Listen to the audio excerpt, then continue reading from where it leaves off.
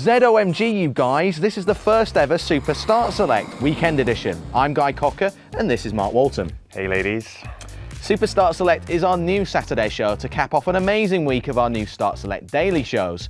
Those kicked off on Monday, and if you didn't notice, don't be embarrassed. Just head over to GameSpot.com/StartSelect to check them all out, or remember, you can subscribe in iTunes. Which leaves this, the full-length show, to own the weekend, the 2 days of the week that actually matter. And just for you this weekend, we've got a peek into the multiplayer of Uncharted 3 Drake's Deception, for which the early beta has just rolled out. We've also got 8 unanswered questions about the Wii U, 8 important points on Nintendo's new console about which everyone is still in the dark and which could make or break the new machine. Then we've got your choice and not so choice comments from GameSpot.com, Facebook and Twitter. And also lovely prizes, don't forget, including a handful of satanic t-shirts, courtesy of Antichrist Mischief Simulator Lucius, as was seen on last week's show. Plus another item for the soon-to-be magnificent Start Select prize pile. What will it be? Stick with us to find out, or skip forward on the video, I guess. And before we properly set sail for adventure on the SS Start Select, aka the good ship GameSpot, a desperate plea. No, wait, a dignified request. That's right, it is very dignified. The Games Media Awards are looking for nominations. You might not have heard of the awards, but they are super important. Like if an Oscar statuette and a Nobel Prize got it on and had a sexy, sexy baby trophy. If you like us enough to want to nominate us, or if you just want to nominate anyone else, you can find out how to on the GameSpot UK blog over at tinyurl.com/omnominate. Thanks for your consideration. Fact: the Uncharted games are best-in-class single-player action adventures. Fact: Uncharted 2 did not need multiplayer. Also fact, Uncharted 2's multiplayer was awesome, and so we're expecting great things from Uncharted 3's online efforts. Mark's been sampling them in the early beta, and his thoughts run something like this.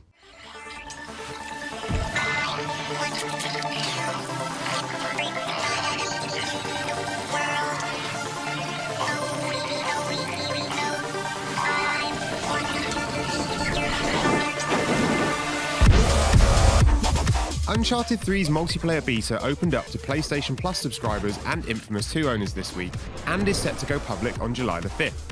But what if you've let your Uncharted multiplayer skills wane since Uncharted 2, and you're facing repeated death at the hands of PSN's many spotty teenagers? Never fear, we here at GameSpot have got you covered. Here's our top 5 things you need to know about the Uncharted 3 multiplayer beta. Uncharted 3 has a range of character customization options that let you change anything from your character's outfit and facial features through to weapon loadout and add-ons. Initially, you're limited to an AK-47 as your primary weapon, but as you level up, you gain access to grenade launchers, rocket launchers, and the Cockney gangster favourite, the sawed-off shotgun. Of course, if you're sneaky enough, you can do away with guns altogether and go in for some kills with your bare hands. Sure, you'll land yourself some street cred, but remember, fists are no match for an AK-47. To the face.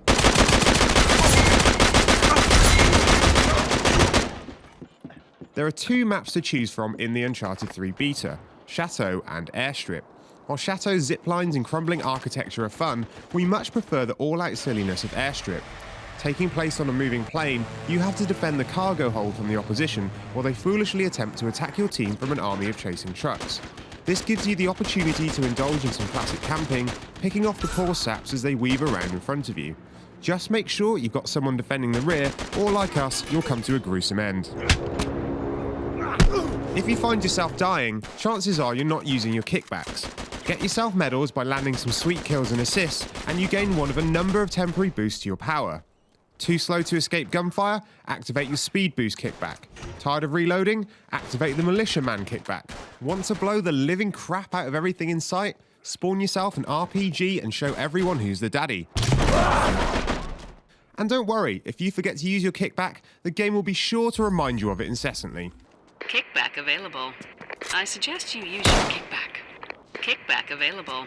I suggest you use your kickback. Yes, we get it already. Kickbacks aren't for everyone though, particularly if you're as manly as we are.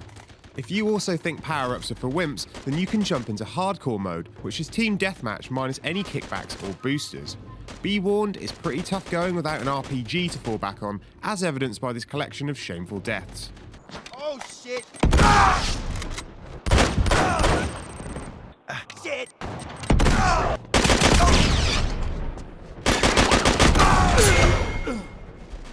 Uncharted 2's co-op arena mode returns, pitting you and 2 companions against waves of enemies.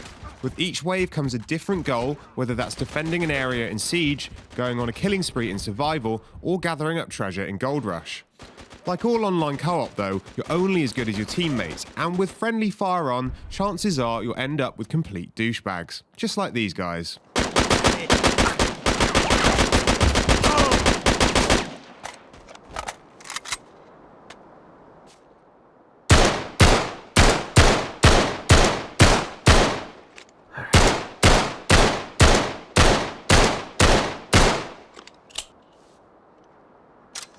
Hopefully that's given you some food for thought, but if you're still hungry for more on Uncharted 3, head over to GameSpot.com now where you can check out our full written preview. Over here! Nintendo gave us just a glimpse of its sexy new console at E3, the ridiculous teasers. They even let us fondle the goods, briefly. But there's still plenty of mystery surrounding the new machine and its tablet controller. This week though, we compiled a list of the 8 crucial questions about the Wii U that Nintendo still hasn't answered. There is one more order of business left for us today: to make a proper introduction to a new gaming companion. But in thinking about a new Nintendo system, we knew the prevailing thought would be this: yes, the game will probably still be right for all of us, but could it also be a perfect fit just for you? And the answer to that question is an emphatic absolutely. In fact, we're so convinced of it that we put that pronoun right in the name. So today, welcome to the world of Wii U. For all the showing off at its E3 conference, Nintendo left us in the dark on a number of points about its new console, the Wii U. Though we did get our paws on the new tablet controller and play a few of the tech demos, the console box itself, through which the game data is streamed to the tablet, was firmly sealed inside the stand beneath the TV. Likewise, there are plenty of crucial details about the console so far hidden from view. The 8 unanswered questions on whose answers the success of the Wii U might rest are these. What's the controller battery life? The tablet controller's big touchscreen will be, potentially, a big drain on its battery. The same goes for its ability to stream a video signal from the console proper. Whether the Wii U controller will take a built-in battery or replaceable ones isn't even certain yet, but we'd love to know, for starters, how long it can go between charges or changes. What's the controller range? Bear with us here, this is a vital detail from one of the console's key features, the ability to stream from the box to the tablet. You'd expect the range to be around that of the distance between a sofa and a TV, but ideally it'd be more. When the TV's in use by someone else, but you're still playing something on the tablet screen, it'd be great to be able to take it away and play elsewhere, still reasonably close to the box. We may or may not be talking about the bathroom. What's the online stuff like? There was no mention of friend codes at E3, but don't celebrate yet. That doesn't rule them out. The 3DS, after all, still uses a unified friend code system. Nintendo says game developers have requested a more open online system, but we don't know yet what that looks like in practice. At the very least, it needs to be easy to find friends, see what they're playing, and be able to play with them fuss-free. Radical, we know. What's the dashboard like? The Wii interface made sense. People instinctively understood using a Wii remote to point to a menu item. The Wii U, with its touchscreen tablet, would enable a touch-based interface. But we're all in the dark so far as to how that might look. We'd like to see Nintendo try something new here and create something outside traditional thinking for how we interact with our console, as long as it's pretty and easy to use, obviously. What's on the inside? Specifically, we want to know about the Wii U's graphical horsepower. There have been plenty of vague promises of graphical grunt to match or exceed those of the PS3 or 360. It's HD, yes, and Twilight Princess looked very nice, yes. But nerds we are, we want hardware details. What's going on under the hood, Nintendo? What will third-party support be like? By which we mean, will there be great games made by anyone other than Nintendo? There are some exciting multi-platform games coming to the Wii, like Arkham City and Ninja Gaiden 3, and ports of 360 and PS3 games should be made easier by the Wii U's supposedly on-par graphical prowess. But the question is, will there be decent exclusives? Can Nintendo convince these developers to make games just for its new console? Will it support more than one Wii U controller? Nintendo has said that Wii U supports just the one tablet controller at the moment. It didn't rule out the possibility that more than one might be coupled with the console in the future though. We'd cheerfully kill to know how feasible a second or third controller is. Though with the cost of an extra tablet controller potentially pretty high, Nintendo doesn't want to force people to buy them. Speaking of cost, how much? Yes, the all-important price. Nintendo's traditionally been careful to keep hardware prices modest-ish, using older tech to keep costs down. Can Nintendo keep the Wii U price palatable with that fancy tablet controller to factor in? Nintendo hardly ever prices its consoles as low as its handhelds, so expect the RRP to land higher than that of the 3DS, at least. Then again, how high can Nintendo afford to go, when the Wii U will be sharing shelf space with the cheap 360 and PS3 bundles? How much are people willing to shell out for a next-gen Wii? These aren't the only niggling questions about Nintendo's new console. Will we be able to transfer virtual console content? Will the Wii U have a virtual console-like store? Will there be some kind of DS or 3DS integration? For the answer to all these questions and more eventually, see our Wii U hub at the address below. For now, it's got what we know so far about Nintendo's still mysterious new console, and all will become clear ahead of the Wii U's 2012 launch.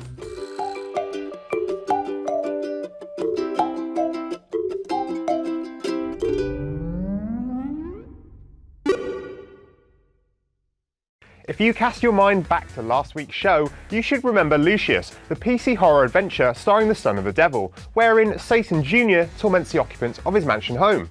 Now, we had some very fetching Son of the Devil t-shirts to give away, like so, to 3 lucky winners who could name the boy himself. Now, this was a question so embarrassingly easy, the answer wasn't just the title of the game, it was also written on the prize itself. But the winners, who get to wear this out and about, are Simon Breeze from Telford, Simon Mayhew from Rick Mansworth, and Alex Grunwald from North Ants. If you're not extra large or large around the middle, well, we hope you like it baggy. We'll also pitch another Lucius t-shirt onto the Start Select prize pile, which is coming along nicely. Speaking of which... Last week, we tossed a flashy MLG Vault Xbox 360 case onto the heap like it was nothing. This week, you asked for it, and you're getting it. Ta-da! It's Street Cleaning Simulator, 2011's premier urban hygiene adventure. Give dirt the brush off, says the box. Individually controllable brushes, says the box. And you probably don't even care, but there's also this kind of okay hoodie here with something on the front like Battlefield 3. Sure, okay, I've heard about that. Seriously though, both prizes are going onto the pretty freaking sweet Start Select prize pile. We'll draw a winner for the whole heap when it's finished from among those of you who can send us a game-themed limerick. Among the early entries is Matthew Brereton's Masterwork. When I was 9, I played Pokemon. My favourite was always Charmeleon. When I got bored of Kanto, I went to Johto, and that's where I met Umbreon. Adorable. Keep them coming to competitions at GameSpot.co.uk and include your postal address if you'd be so kind. Without your feedback, we're basically flying blind. And without your opinions, we just can't tell how appalling our hair is. So send both our way via the Start Select homepage, that's gamespot.com/startselect, Twitter, that's twitter.com/GameSpotUK, and Facebook, that's facebook.com/GameSpotUK. You agree with Overlord93, for instance, who says of the E3 awards in last week's show, I would give Game of the Show to Tomb Raider, but Hitman looks good too. Or even with Aspire85, who is nervous thusly. Please don't let Hitman Absolution be a dumbed-down shell of its former games. So far, it's looking to be a Splinter Cell Conviction hide-and-seek fest. Next up, the splendidly monikered Shanks D. Chop says of Antichrist 'em Up Lucius, winner of Most Likely to be Banned in the Bible Belt Award. To be honest, I think I'll give that one a miss. I'm hardly religious, but my moral compass is fairly lawful good. Don't think I'd have much fun with that game. Fair enough. And regular commenter BudgetMonkey82 responds to Start Select Daily with his design ideas for Grand Theft Auto 5. He says there should be an in-game comedy club, but with new performances added daily. They wouldn't have to be rendered, live action would be better. This would keep me coming back and would surely provide an excellent platform for up-and-coming comedy/entertainment talent. Same goes for the radio shows. Surely a company with the financial clout of Rockstar could set up one permanent radio station to supplement the excellent choice of pre-recorded radio stations in the GTA games. Is it beyond us to stream fresh entertainment into games? I don't think so. Let's be having it, Rockstar. Yes, Rockstar, let us be having it. If you've got further bright ideas for GTA 5 or anything else, hit us up through one or all of the various media mentioned before. And competition entries go to competitions@gamespot.co.uk. And Games Media Awards nominations go via the blog if you feel like it. That's tinyurl.com/omnominate. One of the crew will be back on Monday morning with another small but near perfectly formed Start Select Daily, and Super Start Select will return next Saturday. Until then, you have yourself a lovely little weekend.